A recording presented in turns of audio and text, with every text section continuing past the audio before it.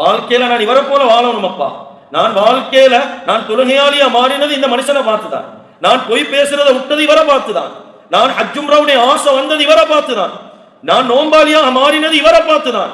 நான் பாவத்தொட்டு நன்மை செஞ்சது இவரை பார்த்துதான். எத்தனை குடும்பங்கள்ல எங்களை முன்னுதாரணமா எடுக்கிறாங்க. நாங்க முன்னுதாரணமான வாழ்க்கையை வாழ்ந்து கொண்டு இருக்கிறோமான்னு யோசிக்கணும். நாங்க மூத்த மனிதனாக ஈக்கலும், வயசுல மூத்தவரா ஈக்கலும், ஆனா எங்களை முன்னுதாரணமா எடுக்கிறாங்களா? இவரை போல நான் வாழணும் என்று சிந்திக்கிறாங்களா? இவருடைய வாழ்க்கையை போல ஏண்ட வாழ்க்கை ஈக்கும் என்று சொல்லி விரும்புறாங்களா? குறைஞ்சது எங்கட குடும்பத்துல எங்கட மனைவி விரும்புறாவா? எங்கட புள்ள விரும்புதா? எங்கட கூட பிறந்த சகோதரர்கள் விரும்புறாங்களா? எங்கட சின்ன கம்யூனிட்டி, எங்கட நண்பர்கள் ஒரு 10 பேர் விரும்புறாங்களா?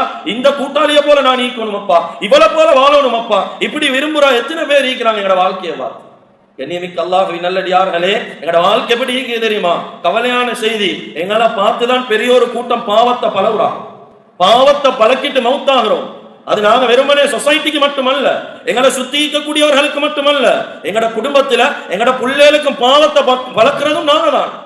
எங்கட பிள்ளைகளை தீய வழியில கொண்டு போறதும் அந்த புள்ள மாறுறதும் எங்களை பார்த்துதான். ஏனென்றா எங்கட வாழ்க்கை அப்படி மோசமாயி